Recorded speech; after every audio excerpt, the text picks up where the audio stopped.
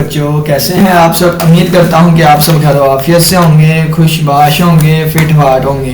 तो हम स्टार्ट करेंगे ट्रांसपोर्टेशन मॉडल्स। तो इसके रिलेटेड हम डी ताह की बुक से चैप्टर नंबर 5 बनता है जो कि है ट्रांसपोर्टेशन मॉडल। तो कुछ कंसेप्चुअल बच्चे भी होंगे, तो पहले कुछ मिनट्स जो है वो कंसेप्ट वाले बच्चों के लिए होंगे और आगे फिर जो है वो नॉर्मल स्टूडेंट मुझ जैसे स्टूडेंट्स के लिए होंगे। ठीक है, तो चलिए आइए हम स्टार्ट करते हैं। कंसेप्चुअल ये है, कहता है कि ट्रांसपोर्टेशन मॉडल जो है ना, क्योंकि पेपर में टाइम कम रहता है तो हम कम वक्त में मैक्सिमम चीज़ें कवर करने की कोशिश करेंगे और मैं सिर्फ रास्ते ही दिखाऊंगा, चलना आप लोगों ने खुद है। ठीक है, कहता है रियल लाइफ एप्लीकेशन हम देखने लगे हैं। ठीक है, क्या देखने लगे हैं? ट्रांसपोर्टेशन की रियल लाइफ एप्लीकेशन देखने लगे हैं। कहता है ये क्या है? Scheduling appointment at Australian trade event. Australia में कोई ट्रेड इवेंट है तो उसके लिए अपॉइंटमेंट जो है वो उसको स्केड्यूल करना है उसको। ठीक है, तो इसके लिए उन्होंने बताया हुआ है कि ये एक मॉडल दे दिया गया है। इस मॉडल में आप लोगों ने गौर से देखना है क्या क्या चीजें हैं। ठीक है, गौर से इसको देखे, यहीं से सारी बातें क्लियर होगी। नंबर 1 क्या है? सोर्सेज हैं। सोर्सेज क्या होंगे? ये वाले, ये जो है ना, इनको सोर्सेज का नाम देंगे 1 2 3 से यहाँ तक। ठीक है, तो यहाँ पे मैं साथ लिखने लगा हूँ क्या है, ये देखें, मैं साथ लिखने लगा हूँ यहाँ पे क्या लिखने लगा हूँ? सोर्सेज। ठीक है, सोर्सेज क्या है? 1 से लेके m तक। ठीक है, ये आ गया सोर्सेज। नेक्स्ट अगर आप देखें तो ये क्या है? Units of supply. यूनिट्स किसे कहते हैं? मिकदार को। ठीक है, तो ये सारे क्या है? यूनिट्स ऑफ सप्लाई है। ठीक है, तो यूनिट्स ऑफ सप्लाई हमारे पास क्या आ गए? यूनिट्स ऑफ सप्लाई क्या आ गए? यूनिट्स ऑफ सप्लाई उन्होंने A1 A2 यहाँ से सो ऑन AM तक नाम दिए हैं। नेक्स्ट बच्चों आप देखें तो ये आ गई डेस्टिनेशन 1 2 N तक। जिस तरह सोर्स था इसी तरह डेस्टिनेशंस आ गए। तो यहाँ पे डेस्टिनेशंस के लिए हम क्या यूज करेंगे? डेस्टिनेशंस के लिए हम क्या यूज करेंगे? 1 से लेके N तक जा रहा है। ठीक हो गया, 1 से ये क्या ओपन हो गया? 1 से N तक जा रही है। और नेक्स्ट हमारे पास आ गया क्या? Units of demand. तो ये हमारी डिमांड है B1 से BN तक, तो हम लिखेंगे units of demand, units of demand. ठीक है, यूनिट्स ऑफ डिमांड। और ये क्या है? B1 B2 और सो ऑन यहाँ से लेके BN तक। ठीक हो गया। नेक्स्ट अगर हम देखें तो यहाँ से यहाँ तक 2 चीज़ें लिखी हुई हैं, नंबर 1 C11 और X11। इसी तरह यहाँ से यहाँ तक 2 चीज़ें लिखी हुई हैं, क्या? CMN और XMN। और अगर मैं आपसे कहना चाहूँ कि ये वाली चीज़ क्या होगी, यानी कि ये वाला ग्रीन से इसको हाईलाइट कर देता हूँ कि ये ग्रीन वाला क्या होगा, तो ये ग्रीन वाला होगा C21 और X21।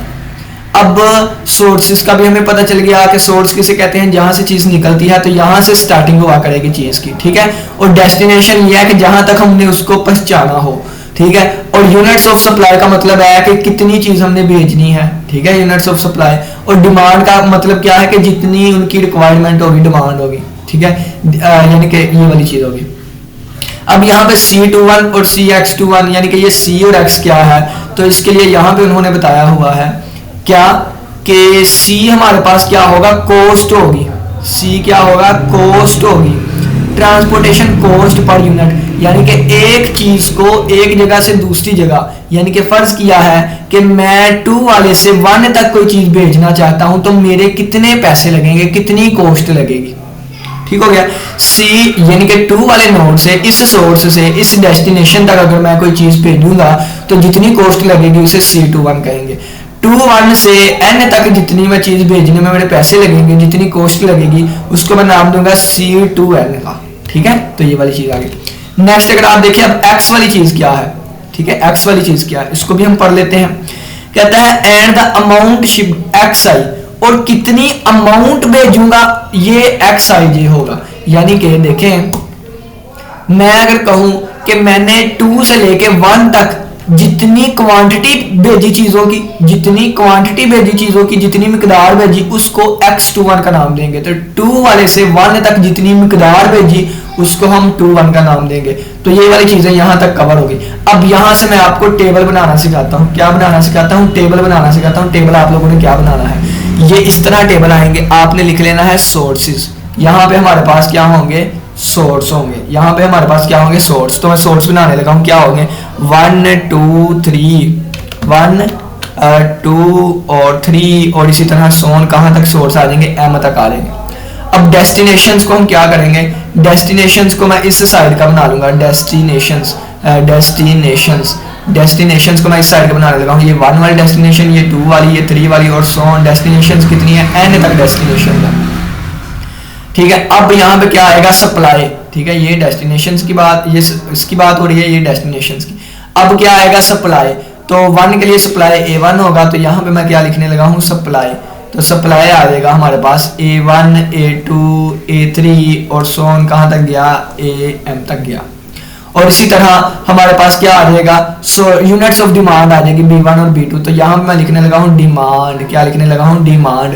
तो 1 के लिए डिमांड B1, 2 के लिए B2, तो यहाँ पे आ जाएगा B1, B2, B3। आप चाहे तो इसको ना, यानी कि इस वाली चीज को बताने लगा हूँ, इस वाली चीज को आप चाहे तो यहाँ पे ऊपर भी लिख सकते हैं, लेकिन ऊपर मेरे पास नहीं जगह बची तो मैंने नीचे लिख लिया, ठीक है। और आप चाहेंगे इस वाली को ना, सप्लाई को, आप इस सप्लाई को यहाँ पे भी लिख सकते हैं, और जो आगे मैं क्वेश्चंस वगैरह करवाऊंगा यहाँ पे लिखे जाएंगे, ठीक है। लेकिन अब मैंने वहां पे लिख दिया, ठीक है। ये वाली चीज इससे रिलेट करती है और ये वाली चीज जो है वो इससे रिलेट करती है, ठीक हो गया। वो देखे ना, ये इससे रिलेट करती है और इससे रिलेट करती है। अब यहाँ पे क्या आएगा बच्चों, अब यहाँ पे ये आएगा कि 1 से 1 तक पहुंचने कितनी मिकदार हमने भेजी, x11। 1 से 2 तक हमने इतनी मिकदार भेजी, 1 से 3 तक हमने इतनी मिकदार भेजी, और सो ऑन 1 से n तक हमने इतनी मिकदार भेजी। 2 से 1 तक इतनी मिकदार भेजी, 2 से 2 तक इतनी मिकदार, 2 से 3 तक इतनी मिकदार, और 2 से n तक इतनी मिकदार। 3 से 1 तक इतनी मिकदार भेजी, 3 से 2 तक इतनी मिकदार, 3 से 3 तक इतनी क्वांटिटी, और 3 से n तक इतनी क्वांटिटी। और इसी तरह m से 1 तक, m से 2 तक, m से 3 तक, यहाँ पे कोई नंबर आया करेंगे, ठीक है। और यहाँ पे mn आ जाएगा। अब बच्चों ये देखें, क्या देखें बच्चों ये देखें। अब इनको ना मैं एक टेबल में बंद करने लगा हूँ, तो ये टेबल इस तरह आ जाएगा, इस तरह, ये इस तरह टेबल आ जाएगा, ठीक है। इस तरह टेबल आ जाएगा, इस तरह टेबल आ जाएगा, इस तरह टेबल आ जाएगा, इस तरह टेबल आ जाएगा, ठीक है बच्चों। इस तरह टेबल आ जाएगा आपके पास, इस तरह। अब आप लोगों ने क्या करना है नेक्स्ट, और ये हमारे पास डिमांड का कॉलम होगा, यानी कि रो होगी डिमांड की, और ये हमारे पास होगी किसकी, सप्लाई की, ठीक है। ये हमारे पास सप्लाई, और ये आ गया हमारे पास सप्लाई की। अब नेक्स्ट देखें, अब इस टेबल को नोट नहीं करना। अब मैं क्या करने लगा हूँ, इसकी कॉस्ट यहाँ पे लिखने लगा हूँ। तो इसकी कॉस्ट C11 होगी, इसकी कॉस्ट C12 होगी, इसकी कॉस्ट जो है यहाँ पे भी एक लाइन आनी थी, इसकी कॉस्ट जो है वो C13 होगी, इसकी कॉस्ट C1n होगी। इसी तरह इसकी कॉस्ट C21, इसकी कॉस्ट C22, इसकी कॉस्ट C23 और इसकी कॉस्ट C2n, और इसकी कॉस्ट C31, इसी तरह इसकी कॉस्ट C32 और इसी तरह C33, और ये C3n और ये CM1 और ये C आप यहाँ पे लिख दे M2 और ये CM3 और CMn। तो यहाँ पे ये वाली चीजें होंगे बच्चों। जब हमारा टेबल इस तरह बन जाएगा ना, आगे मैं आपको बताता हूँ, ठीक है, आगे चीजें बताता हूँ। तो ये हमने क्या किया कि इस वाली चीज को, ये वाली चीज को हमने किस में कन्वर्ट कर लिया, टेबल की फॉर्म में ले आए, ठीक हो गया बच्चों। तो दोबारा सुन ले, सोर्सेज क्या है, जहां से चीजें निकलेंगी, डेस्टिनेशन जहां पे पहुंचेंगी, यूनिट ऑफ सप्लाई जितना हमारे पास सप्लाई है हमने भेजनी, ठीक है, जितनी हमारे पास सप्लाई है, और डिमांड क्या है कि आगे वालों की जितनी डिमांड होगी, और सी वाली चीजें क्या है, जितनी कॉस्ट लगेगी एक जगह से दूसरी जगह भेजने की, और एक्स क्या है, जितनी क्वांटिटी हम उस रास्ते से भेजेंगे, ठीक है, ये वाली चीजें। तो चलिए नेक्स्ट हमारे पास आ गया है एग्जाम्पल नंबर 1 आ गई है। एग्जाम्पल नंबर 1 आपको बताता हूँ कि ये यहाँ पे उन्होंने चीजें लिखी गई हैं, और यहाँ पे अगर आप देखें ना तो गिवन इन टेबल 5.1 लिखा होगा, यानी कि ये चीजें टेबल खुद ब खुद दे दिया जाएगा, ये टेबल खुद ब खुद दे दिया जाएगा। नेक्स्ट अगर आप देखें तो गिवन इन टेबल 5.2, यानी कि टेबल खुद ब खुद हमें दे दिया गया है 5.2। नेक्स्ट अगर आप देखें तो ये ऑब्जेक्टिव फंक्शन भी उन्होंने खुद बना दिया है, कहते हैं इज गिवन एज, तो ये हमारे पास ऑब्जेक्टिव फंक्शन। अगर हम देखें तो ये हमारे पास एक ऑब्जेक्टिव फंक्शन आ गया, किसका, कॉस्ट का, ठीक है, किसका आ गया, कॉस्ट का। अब ये देखें ये चीज आ गई, और इन्होंने इससे इन दो चीजों से उन्होंने कंस्ट्रेंट्स भी बना लिए, क्या बना लिए, कंस्ट्रेंट्स भी बना लिए। अब हमारे पास क्या आ गया है, हमारे पास ऑब्जेक्टिव फंक्शन आ गया है, हमारे पास क्या आ गया है, ऑब्जेक्टिव फंक्शन आ गया है, और हमारे पास आ गई है कंस्ट्रेंट्स आ गई हैं, और हमारे पास डिसीजन वेरिएबल्स आ गए हैं। तो इसका मतलब क्या है कि इसको हम सिंपलेक्स मेथड से भी सोल्व कर सकते हैं, इसको हम क्या कर सकते हैं, सिंपलेक्स मेथड से भी सोल्व कर सकते हैं। यहाँ कहीं पे लिखा हुआ था, वो मैं लाइन देखी थी कि इसको हम सिंपलेक्स मेथड से भी सोल्व कर सकते हैं। ये देखें, the LP model can be solved by the simplex method, तो किसी को सिंपलेक्स मेथड आता है वो इससे भी सोल्व कर सकते हैं, लेकिन कहता है कि प्रॉब्लम को हम सोल्व कर सकते हैं मोर कन्वेंटली, ज्यादा मुअस्सर तरीके से, और वो होगा ट्रांसपोर्टेशन टेबलो। तो ट्रांसपोर्टेशन टेबल बना के हम इसको सोल्व किया करेंगे, और इसका टेबल जो बनेगा वो ये वाला होगा, ठीक है, ये वाला टेबल होगा। ये तो छोटा सा टेबल लिखा हुआ है, मैं आपको बड़े बड़े टेबल बना के उसके क्वेश्चंस करवाता हूँ, ठीक है, मैं आपको बड़े बड़े टेबल्स बना के उसके क्वेश्चन करवाता हूँ, ठीक है। तो चलिए आइए, ये इतनी को कंसेप्ट्स की बातें थी कि हम इसको सिंपलेक्स मेथड से भी सोल्व कर सकते हैं। अब मैं आपको ट्रांसपोर्टेशन मॉडल के बारे में बता देता हूँ, वो टेबल मैंने आप लोगों को सिखा दिया है ना। तो चलिए जी, अब हम इसका ऑब्जेक्टिव समझ लेते हैं कि इसका ऑब्जेक्टिव क्या होता है, वो भी हमने सीख लिया। यानी कि एक मॉडल है, उसको कन्वेंटली तरीके से जो है वो प्रोसीड करता है। अब यहाँ पे जो ट्रांसपोर्टेशन हमें प्रॉब्लम दी जाएगी ना, ट्रांसपोर्टेशन प्रॉब्लम जो दी जाएगी हमें, ट्रांसपोर्टेशन प्रॉब्लम दी जाएगी, वो दो तरह की होगी। कौन सी होगी? एक तो होगी बैलेंस्ड, एक क्या होगी? बैलेंस्ड, और एक होगी अनबैलेंस्ड। अगर तो हमारे पास बैलेंस दी गई हो तो हम इसको सोल्व करना स्टार्ट कर देंगे, अगर अनबैलेंस्ड दी गई हो तो पहले हम उसको बैलेंस्ड बनाएंगे, ठीक हो गया। बैलेंस में क्या है? बैलेंस में ये होगा कि सप्लाई जो है ना, जितनी सप्लाई है उनको ऐड करें तो सम ऑफ सप्लाई बराबर होगा सम ऑफ डिमांड के, ठीक है। यानी कि जितनी सप्लाई है वो उतनी डिमांड के बराबर होनी चाहिए। अगर तो सप्लाई डिमांड के बराबर है तो हम कहेंगे कि ये हमारे पास क्या है? बैलेंस है, ठीक है। क्या है? बैलेंस। तो यहाँ पे सिंपल लिख देता हूँ, सप्लाई जो है वो बराबर होनी चाहिए डिमांड के, ठीक है। और अगर सप्लाई बराबर नहीं है डिमांड के तो वो क्या होगी? अनबैलेंस्ड होगी। क्या होगी? अनबैलेंस्ड। अब इसमें भी दो चीजें छुपी हुई हैं, क्या कि एक तो सप्लाई जो है वो ग्रेटर देन हो डिमांड से, एक ये है कि सप्लाई लेस देन हो डिमांड से। अगर तो सप्लाई जो है, यानी कि अब देखें, अब ये दोबारा टेबल पे आ जाए, दोबारा टेबल पे आए तो सप्लाई क्या है? ये वाली चीज है, और डिमांड क्या है? ये वाली चीज है। तो सप्लाई ये वाली चीज है, ए वाली, और डिमांड बी वाली चीजें हैं।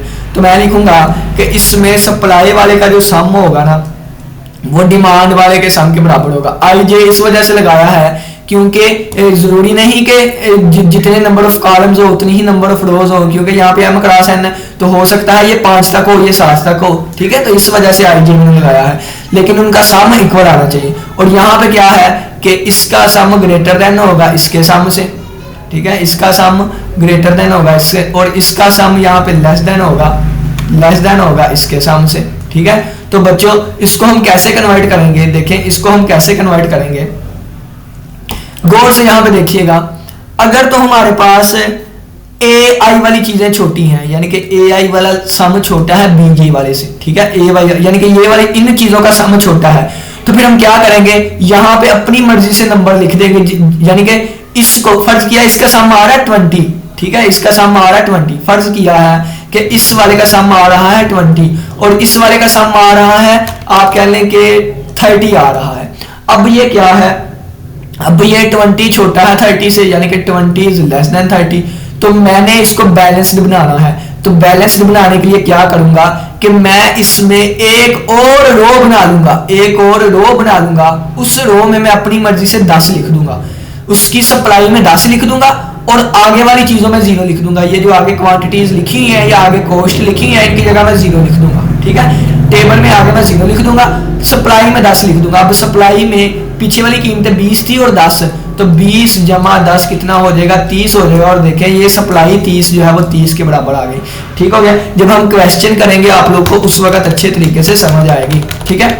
अब मैं कह देता हूं, फर्ज किया है मेरे पास ए आई जो है वो ग्रेटर देन हो गया है बी जे वाले से, यानी कि अगर ये अब 20 आ रहा है और ये हमारे पास 30 आ रहा है। अब मैं क्या करूंगा? तो ये कॉलम वाली चीजें हैं, तो मैं यहाँ पे एक और कॉलम बना लूंगा जिसकी यहाँ पे डिमांड 10 होगी, जिसकी यहाँ पे डिमांड कितनी होगी? 10 होगी। क्यों? क्योंकि जब मैं 20 में 10 ऐड करूंगा तो ये सप्लाई 30 के बराबर आ जाएगा, ठीक है। अब हम बच्चों इस पे क्वेश्चन कर लेते हैं, एक मैं करूंगा, एक आप लोग खुद करेंगे, जहां से आपको बहुत ही अच्छे तरीके से समझ आएगी, ठीक है। तो प्यारे बच्चों हम बनाते हैं टेबल, तो मैं यहाँ पे लिख दूंगा D1 डिमांड 1 डिमांड 2 डिमांड 3 और डिमांड कर लेता हूँ 4। यहाँ पे कर लेता हूँ ओरिजिन कर लें या सोर्स कर लें, सोर्स 1, सोर्स 2, सोर्स 3 और मैंने कर लिया सोर्स 4। यहाँ पे हमारे पास ये वाली चीज़ें आ गई, ठीक है, हमारे पास ये वाली चीज़ें आ गई, ये हमारे पास टेबल बन गया। टेबल में जल्दी जल्दी में बनाया करूँगा, देख लीजिएगा जैसा भी बनेगा। अब यहाँ पे मैंने कहा था कि सप्लाई जो है वो कॉलम वाइज आएगी, रो वाइज आएगी, यानी कि ये हमारे पास यहाँ पे मैं लिख दूंगा सप्लाई, और यानी कि यहाँ पे सप्लाई नीचे को आ जाएगी, यहाँ पे मैं लिख दूंगा डिमांड और यहाँ पे इस तरफ को डिमांड आ जाएगी, ठीक है। तो चलिए आइए हम स्टार्ट करते हैं, ठीक है, ये हमारे पास टेबल आ गया। तो बच्चों अगर आप देखें इसके अंदर मैं वैल्यूज रखने लगा हूँ 5, 4, 2, 6 मैंने रख दिया, यहाँ पे 8, 3, 5, 7 रख दिया, और यहाँ पे जो मर्जी रख दी, ठीक है। और यहाँ पे 10, 11, 3, 1 रख दिया, 10, 11, 3, 1 रख दिया, जो मर्जी वैल्यू रख दिया आप, 9, 12, 6, 3 रख दिया, हमने यहाँ तक पहुँच गए। अब मैं रखने लगा हूँ सप्लाई, तो ये चीज़ हमें गिवन होगी, सप्लाई 30, 40, 20 और 10, और यहाँ पे कितना दे दी गया है 10, 50, 30 और 20, ये वाली चीज़ें हमें दे दी गई हैं, ठीक है बच्चों।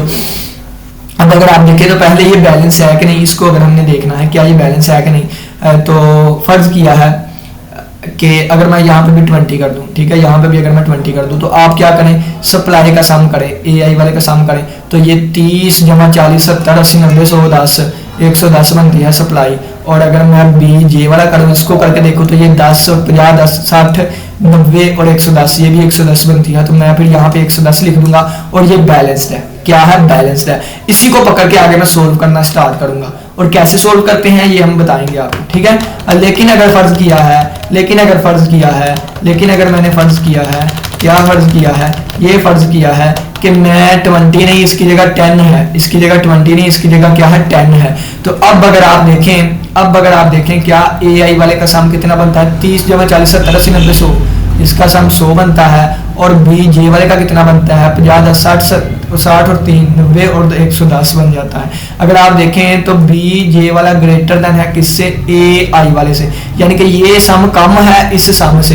तो यहाँ पे मुझे 10 और चाहिए, अगर 10 और मैं इसको ऐड करूंगा फिर ये 110 बनेंगे ना, कितने चाहिए 10 और चाहिए, 10 और चाहिए। तो मैं क्या करूंगा, मैं एक नया टेबल बनाऊंगा, क्या करूंगा, नया टेबल। तो नया टेबल कैसे बनाएंगे ये इसको देखिएगा आप, ठीक है, नया टेबल कैसे बनाएंगे इसको आप देखिए, नया टेबल कैसे बनाएंगे। तो नया टेबल देखिएगा मैं बनाने लगा हूँ, तो नया टेबल मैं बनाने लगा हूँ, जल्दी जल्दी बना दूंगा। तो यहाँ पे आ गया D1, D2, D3 और आ गया D4, यहाँ पे आ गया कितना S1, S2, S3 और S4, और यहाँ पे देखें यानी कि ये वाली चीज़ें, ठीक हो गया बच्चों। यहाँ पे आ गई सप्लाई, और यहाँ पे आ गई हमारे पास डिमांड आ गई, ठीक हो गया। अब बच्चों ये देखें कि सप्लाई कितनी थी, इसमें तो आप फिलअप कर ही लेंगे ना, इसमें इसको आप फिलअप कर ही लेंगे, ठीक है, इसके अकॉर्डिंग फिलअप कर दीजिएगा। यहाँ पे डिमांड लिखी थी, सप्लाई 30 थी, 40 थी, 20 थी और 10 थी, ठीक है, इसके हिसाब से ये थी, इसके हिसाब से ये थी, इसके हिसाब से ये थी और इसके हिसाब से ये थी। और यहाँ पे डिमांड 10, 50, 30 और 20 थी, ठीक है, और 10 यानी कि 10 यहाँ पे नहीं, यहाँ पे आएगा डिमांड, यहाँ पे आ जाएगा 10, 50, 30 और 20 आ गए, ठीक हो गया। और बच्चों ये देखें आप क्या करेंगे कि इसका सम जो है वो कितना बनता था 110, और इसका सम बनता था कितना 100 बनता था। अब मुझे इसका सम भी 100 चाहिए, तो मैं क्या करूंगा, मैं यहाँ पे 10 की कमी है 110 बनाने के लिए, यहाँ पे मैं 10 ऐड कर दूंगा, 10 लिख दूंगा। अब 10 लिख दूंगा तो इसके पीछे यहाँ पे मुझे फिर क्या चाहिए, डमी। इसके लिए मैं क्या कहूंगा, मैं कहूंगा डमी रो चाहिए, जिसको S0 से भी ज़ाहिर कर सकते हैं, जिसको आप डमी S से भी ज़ाहिर कर सकते हैं, ठीक है, डमी S से भी ज़ाहिर कर सकते हैं। तो यहाँ पे मैं सिंपली S0 कर दूंगा, ठीक है, या S डैश कर लें, S1 डैश कर लें, कुछ भी आप यहाँ पे लिख लें, ठीक है। तो मैंने डमी के लिए डमी S कर दिया, ठीक है, या S0 ही कर दें, S0 कर देता हूँ, ठीक है। यहाँ पे 10 था। तो अब देखें अब टेबल को कैसे फिलअप करेंगे, यहाँ पे 5 4 2 6 लिखा था, ठीक है, यहाँ पे 5 4 2 6 लिखा था, वही आ जाएगा। 8 3 5 7 लिखा था, वही आ जाएगा। 10 11 13 या 3 जो भी 1 लिखा था। 9 12 6 और 3 लिखा था। अब यहाँ पे हम 0 0 0 0 कर देंगे, क्योंकि हमें सिर्फ और सिर्फ ये चाहिए था। अगर आप अब इनको सम करके देखें, अगर आप अब इनको सम करके देखें तो 110 बनता है, तो ये बैलेंस्ड हो गया, हम यहाँ पे लिख देंगे, ठीक है। ये है बैलेंस करने का तरीका। अब बच्चों मैं आपको एक और क्वेश्चन देता हूँ, ये आप लोगों ने खुद करना है, ठीक है, ये आप लोगों ने खुद करना है, ये आप लोगों ने खुद करना है, ये आप लोगों ने खुद करना है। मैं यहाँ पे रख देता हूँ क्या, रख देता हूँ D1 D2 और यानी थोड़ा सा ना फासला देख लिखता हूँ, D1 D2 और D3 और D4 कर देता हूँ, ठीक है। और यहाँ पे S1 S2 S3 और S4 कर देता हूँ और इसमें मैं रख दूंगा 1 2 3 9 2 12 11 1 3 2 11 1 2 कर देता हूँ 7 4 3 9। अपनी तरफ से मैंने कोई वैल्यूज लिख दी। यहाँ पे आएगा सप्लाई, ठीक है, यहाँ पे आएगा सप्लाई। अब सप्लाई की वैल्यू देखे तो मैं रख दूंगा 50 20 10 और 30। और डिमांड की वैल्यू आएगी यहाँ पे किसकी, डिमांड की। तो डिमांड की वैल्यू मैं रख दूंगा कितनी, 10 20 30 और 40 रख दूंगा। अब आप लोगों ने बताना है मुझे कि ये बैलेंस्ड है या अनबैलेंस्ड है, ठीक है, बैलेंस्ड है या अनबैलेंस्ड है। तो इनको आप जमा करें तो कितना बनता है, 50 तो 70 और 1 80 80 और 3 110 बनता है। और ये 10 और 20 30 60 और ये 100 बनता है, 100 बनता है। तो अब क्या करेंगे, अब इसका सम 110 बन रहा है, इसका नहीं, इस सारे का, ठीक है, इस सारे का सम 110 बन रहा है और इसका 100 बन रहा है। तो यानी कि अब मैं क्या करूंगा, यहाँ पे एक कॉलम इंट्रोड्यूस करवा दूंगा। वो कॉलम यानी कि ये मैं छोटा सा करके इंट्रोड्यूस करवाने लगा हूँ, ठीक है, आप लोग समझ जाइएगा। तो ये मैंने कॉलम यहाँ पे इंट्रोड्यूस करवा दिया और यहाँ पे मैं लिख दूंगा डमी वाला है तो D0 लिख दूंगा। यहाँ पे भी 0, यहाँ पे भी 0, यहाँ पे भी 0, यहाँ पे भी 0 और यहाँ पे मैं क्या लिख दूंगा, यहाँ पे मैं लिख दूंगा 10, ठीक है। क्यों, क्योंकि मुझे 10 की कमी थी। तो 100 जमा 10 110 हो जाएगा। देखे ना, अब इसका सम कितना हो गया 110 और इसका भी सम कितना हो गया 110। तो डिमांड सप्लाई के इक्वल आ गई, 110 हो गया, ठीक है। तो इस तरह हमने इसको बैलेंस बना दिया। अब देखें इस तरह के टेबल को सोल्व करने के कौन कौन से मेथड है। सोल्यूशन इनिशियल होते हैं या ऑप्टिमल सोल्यूशन होते हैं। तो इसको आप नॉर्थ वेस्ट कॉर्नर के मेथड से भी सोल्व कर सकते हैं। नॉर्थ वेस्ट कॉर्नर मेथड, ये वो लेक्चर होगा जो कि हम कल के यानी कि ये सबसे पहला लेक्चर होगा नॉर्थ वेस्ट कॉर्नर वाला। दूसरे नंबर पे हमारे पास आएगा least corner method, least cost method, least cost method, ठीक है, लीस्ट को। और तीसरे नंबर वाला हमारे पास आएगा वेजल्स अप्रोक्सीमेशन मेथड। पता नहीं वोगल्स है या वेजल्स है, देख लेंगे जब पढ़ेंगे, अप्रोक्सीमेशन मेथड। और ये इसको वैम भी पढ़ते हैं, वैम। एक मोदी मेथड भी आ जाता है, मल्टीप्लाइड वाला हम जाके आगे पढ़ेंगे। और एक स्टेप स्टोर मेथड भी आ जाता है, ठीक है। तो उनको छोड़ें, हम ये वाली चीजें आउटलाइन के रिलेटेड जो जो मेथड्स आएंगे ना उनको डिस्कस करेंगे, ठीक है। फिर आगे आगे बढ़ते जाएंगे आउटलाइन। तो हमने आज के लेक्चर में बच्चों क्या सीखा, हमने पहले ट्रांसपोर्टेशन मॉडल को सीखा। ट्रांसपोर्टेशन मॉडल क्या होता है कि इसमें कम से कम हमारी कॉस्ट लगा करे, ठीक है। और हमने यहाँ पे ये इन जनरल चीज देखी, फिर इसको टेबल में एंटर करना सीखा। फिर हमने देखा कि इसको हम ऑब्जेक्टिव फंक्शन बना के या फिर इसको कंस्टेंट्स बना के हम इसको सिंपलेक्स मेथड से भी सोल्व कर सकते हैं। लेकिन ट्रांसपोर्टेशन मॉडल हम ट्रांसपोर्टेशन W क्यों यूज करते हैं, क्योंकि ये हमारे लिए कन्वीनियंट हो जाता है। और ये देखें आगे जाके हम चीज़ों को सोल्व करेंगे ना, आपको ये सारी चीज़ें समझ आएंगी, खुद ब खुद आएंगी, ठीक है। अब ये देखें ये 1000 की एंट्री हुई, 1500 की एंट्री हुई, 1200 की एंट्री हुई। इसको 2300 चीजें चाहिए थी, इसको 1400 चाहिए थी। अब इस रास्ते से 1000 चीजें गई, इससे 1300 चीजें गई, इससे 200 गई और इससे 1200 गई। अब इनकी जो है वो कॉस्ट भी बताई जाएगी कि इतनी चीजें भेजने के लिए कितनी कॉस्ट लगती है, इसके लिए कितनी, ठीक है। तो इसी हिसाब से इस चीजों को लेके चला जाता है, ठीक है।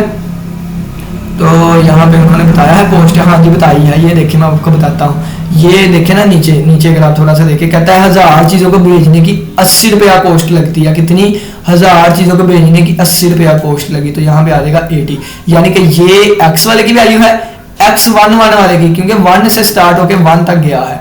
और ये C11 की वैल्यू है, यानी कि कॉस्ट है 1000 चीजें भेजने की इतनी कीमत लगी। तो टोटल कीमत कितने लगी, 80 रुपये 1000।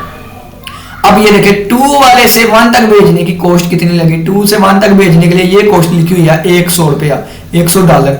और ये 1300 क्या है, ये X21 है, ठीक है, क्योंकि 2 से 1 तक भेजा है। तो इसके लिए कॉस्ट कितनी आएगी, 100 रुपये 1300 आ जाएगी। आगे वाले के लिए 200 रुपये 108 आ जाएगी। ये कॉस्ट बताई हुई है, $108 लगेगा इसके लिए, 200 रुपये 108। और इसके लिए कितनी आएगी, 1200 रुपये 68, ठीक है, 68 1200। अब इसकी कॉस्ट, इसकी कॉस्ट, इसकी कॉस्ट, इसकी कॉस्ट सबको मल्टीप्लाई करेंगे तो आंसर आ जाएगा। अब सप्लाई इज इक्वल टू, यानी कि ये इतनी कॉस्ट आ जाएगी, ठीक है। और supply is equal to demand का मतलब क्या था कि हमारे पास उतनी सप्लाई होनी चाहिए जितनी उनकी रिक्वायरमेंट है, ठीक है। तो इनको प्लस करके देखें, 1500 और 1000 यानी कि 2500 और 2500 और 1200 3700 बन गया। और इसको जमा करके देखें, ये भी 3700 बनता है। तो 3700 से 3700 आ गए, यानी कि ये वाली चीज़ें तो आगे जाके हम जब इनको सोल्व करना सीखेंगे मज़ा आएगा। तो इसी के साथ इजाज़त दें, ये एग्जांपल्स हैं और एग्जांपल्स इतनी बड़ी बन जाती है ना, क्योंकि टेबल में अगर 10 चीज़ें भी लिखें ना, 10 चीज़ें भी लिखें तो यानी कि ये इतना सा टेबल है अगर, तो इसमें इसकी इसकी इसकी यानी कि चीज़ों को एक्सप्लेन करने में वो थ्योरी फिर बहुत ज़्यादा लग जाती है। तो पेपर में ये क्वेश्चन थ्योरी टाइप नहीं आएगा, टेबल टाइप आएगा, ठीक है। तो ये देखिए एग्जाम्पल में उन्होंने कितनी ज़्यादा थ्योरी लिखी है, तो मुझे नहीं लगता वो थ्योरी टाइप नहीं आएगा, एक टेबल टाइप आ जाए करेगा। और टेबल को हम कैसे सोल्व करेंगे, तो ये देखिए डमी प्लाट भी लिखा हुआ है, जैसे मैंने आपको कहा था डमी ऐड कर देते हैं। तो ये देखें इसकी 0 उसने रख दी और इसको उसने कितना दे दिया 200, क्योंकि हमारे पास 200 की कमी थी, ठीक है। तो ये डमी प्लाट उन्होंने एंटर किया है नया, क्योंकि पहले ये और ये बराबर नहीं आ रहे थे, फिर उन्होंने डमी प्लांट किया। यानी कि अगर देखा जाए ना सप्लाई की कमी थी, फिर उन्होंने 200 ऐड किया और डिमांड के बराबर इसको लेके आए, ठीक हो गया। तो ये इतने को कंसेप्ट हमने सीख लिए हैं। तो नेक्स्ट हम पहला मेथड सीखेंगे जो कि है नॉर्थ वेस्ट कॉर्नर मेथड, ठीक है। इसी के साथ इजाजत है, अपना बहुत सा ख्याल रखिएगा, इंशाल्लाह फिर मुलाकात होगी नेक्स्ट लेक्चर के साथ। तब तक के लिए इजाजत है, अल्लाह हाफिज़, अल्लाह के बाद।